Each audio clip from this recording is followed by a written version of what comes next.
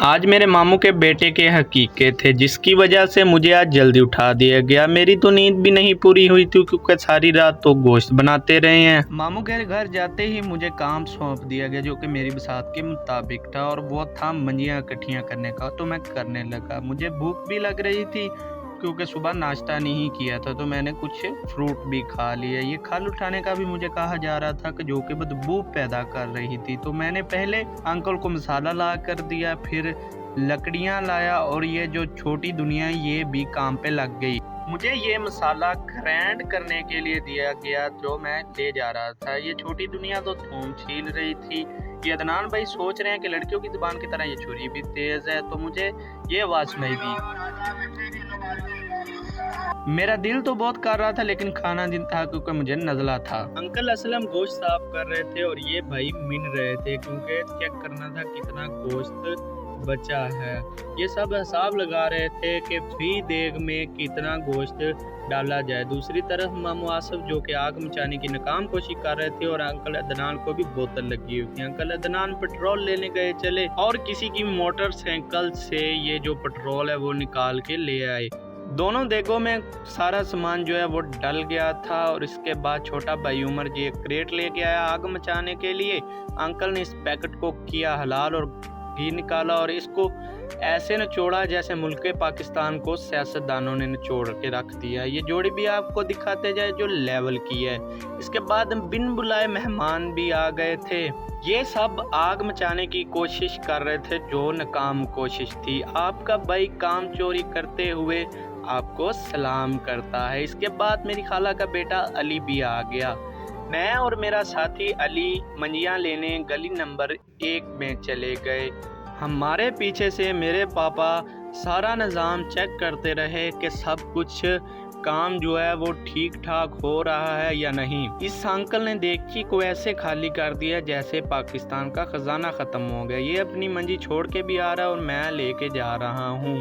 दोनों देगों को पकने के लिए रख दिया गया और मुझे काम सौंपा गया कि ये मैं खल को बाहर छोड़ के आऊँ।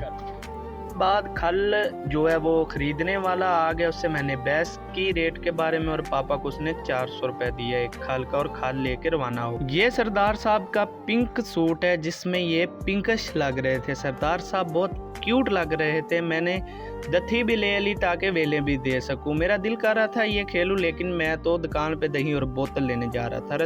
रास्ते में नाई की दुकान आई तो मैंने सोचा कटिंग करवा लूं लेकिन टाइम ही नहीं था। इसके बाद मैंने बोतल और दही ली और चल दिया। फिर मेरे 20 रुपये भी बचे तो उसका मैंने कुछ मीठा ले लिया जो कि मैं अब खा रहा हूँ और बहुत ही ज़्यादा ये लजीज और मीठा था। और ये बोतल और दही है। इसके बाद मैंने दही और बोतल घर पकड़ाया। मैंने सरदार साहब को देखा तो इसके गले में हार यानी कि नज़र कंडा मौजूद था और वो बहुत चैन से सोया हुआ था।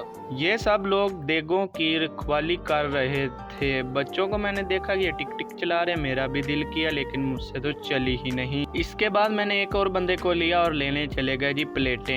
जुमे का भी टाइम हो रहा था तो मैंने जल्दी जल्दी प्लेटें ली और घर को रवाना हो गए। घर आकर देखा तो अली नहा धोकर बैठा था। मैंने भी मामू के घर के एक कोने से शैम्पू उठाया और अपने घर को चल दिया। मैंने पॉलिश और ब्रश लिया। फिर इसके बाद मैंने जूती उठाई और जूती पॉलिश करने के लिए बैठ गया। फिर जी क्या हुआ, देगें जो हैं वो पक के तैयार हो गई हैं। मेहमानों के आने का सिलसिला भी शुरू हो गया था तो हमने क्या किया, खाना परोसने लगे। मेहमान सब लुत्फ अंदोज होकर खाने लगे और मैं इनकी निगरानी करने लगा। ये इंतजामिया खड़े होकर खाना खा रहे हैं। मैं और अली शहर दीपालपुर जाने लगे क्योंकि बाकी नान रह गए थे। मैंने सोचा जब तक नान लगते हैं तब तक कुल्फी खा ली जाए। हमने मजे से ठंड को एंजॉय करते हुए कुल्फी खाई। दिल गार्डन ग्रीन हो गया जब देखा कि दुकान का नाम बकर पान शॉप है। इधर मामू खलील भी खाना खाने के बाद चहलकदमी पर निकल पड़े। घर आकर देखा तो सब मेहमान खाना खाकर बैठे हुए थे। अदनान भाई ने बोतल मंगवाई मेहमान के लिए, उसमें से एक गिलास उन्होंने